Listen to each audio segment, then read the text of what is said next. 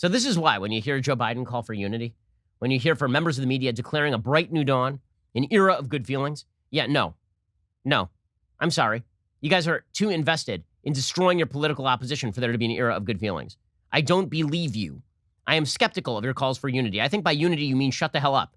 And we're not going to shut the hell up. We have no intention of shutting the hell up.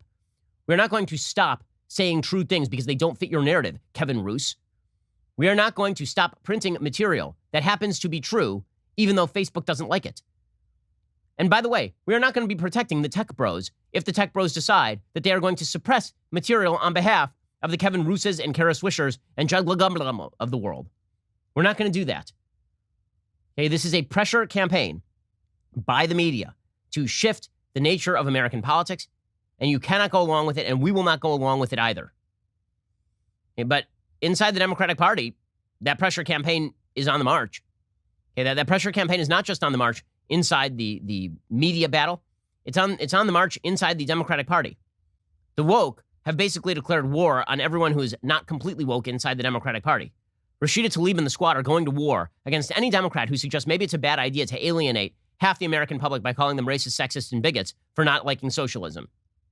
According to Politico, Rashida Tlaib isn't apologizing for wanting to yank money away from bad police departments. She has no second thoughts about her embrace of the Black Lives Matter movement or for wanting to aggressively fight climate change. House Democrats lost seats instead of expanding their majority, underperforming expectations across the board. And moderates have pounced on liberals like Tlaib. Pounced. The Michigan congresswoman, accusing them of handing conservatives a set of slogans and policies to scare voters. But Tlaib and other House progressives don't want to hear it. It all amounts to unfair blame casting designed to shame them into staying quiet, they say, right as Democrats gain control of the White House. We're not going to be successful if we're silencing districts like mine, said Tlaib. Me not being able to speak on behalf of many of my neighbors right now, many of which are black neighbors, means me being silenced. I can't be silent, you see. If you oppose Rashida Tlaib's ridiculous and radical agenda, even inside the Democratic Party, this means you are a racist. She said, we are not interested in unity that asks people to sacrifice their freedom and their rights any longer. Right, so this is the thing. She doesn't want unity with 70 million Americans who voted for Trump. She doesn't even want unity with the vast majority of the Democratic Party who did not vote for Rashida Tlaib. And she wants dominance. So do the media. They also want dominance. And they will use the same slurs that they've used against Republicans, even against Democrats. See, this is the beauty of the woke. At least their purity test applies to their own party. In fact, there's a letter that went out yesterday from New Deal Strategies, the Justice Democrats, Sunrise Movement, and Data for Progress. These are some of the most radical groups inside the Democratic caucus. There's a letter that went out to various Democrats and to the media. What went wrong for congressional Democrats in 2020? Their answer was that they didn't go radical enough, and that if you disagree with them, you are, in fact, a vicious and horrifying racist. They say, over the last half century, Republicans have harnessed strategic racism to divide the electorate. Too often, Democrats shy away from conversations about race and keep issues of economic justice and racial justice in separate silos. Republican attacks levied at Democrats this cycle based on terms like defund the police or socialism have become scapegoats for representatives like Abigail Spanberger, Conor Lamb, and other senior Democrats. Not a single Democrat, progressive or otherwise, argued that Democrats should run primarily on these themes. Moreover, these attacks will never go away, nor will demands for reform from social movements. The attacks are designed to stoke racial resentment, which is core to the GOP's election strategy. Our party should not feed into it. Conservative Democrats may change the terms and people we blame and fear year by year, but Democrats must take on the Republican Party's divide and conquer racism head on and not demobilize our own base. Okay, so the good news is at least the woke are attacking even people inside their own party. So the media have fallen to the woke. The social media have fallen to the woke. The woke are taking on Democrats inside their own party. That is the battle of the future. Okay, the battle of the future is going to be over whether you even get to see the material you want to see, over whether you get to treat your friends and neighbors as friends and neighbors.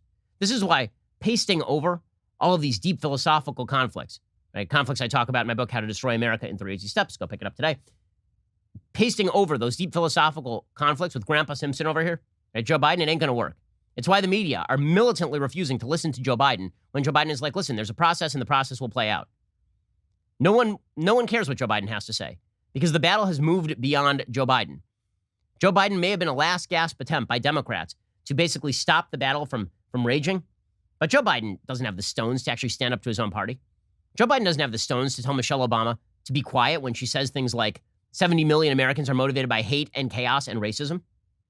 He doesn't have the stones for that. Nobody in the Democratic Party has the stones for that.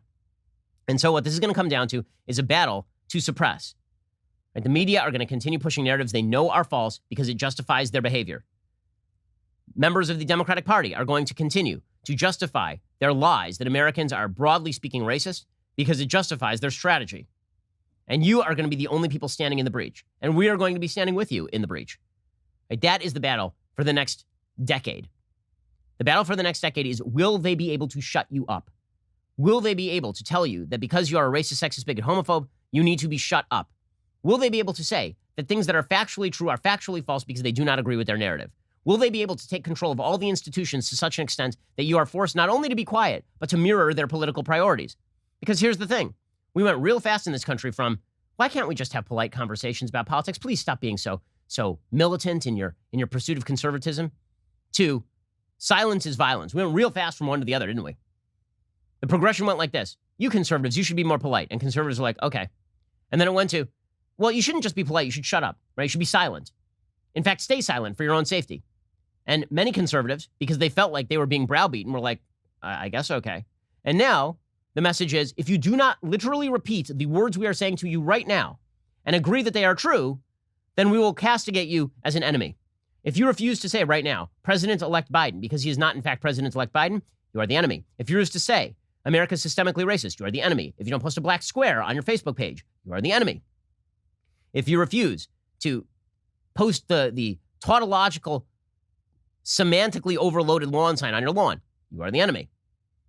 That is the battle. The battle for the future is this culture war. It is the reason Trump was elected in 2016. It's the reason why Democrats did not see the vast amount of support that not only Trump, but Republicans across the country had in 2020. That battle is not going to abate anytime soon. Did you know that every like on this video creates one additional leftist tier? Don't ask me why. That's called science. To take advantage of this amazing opportunity, hit the like button.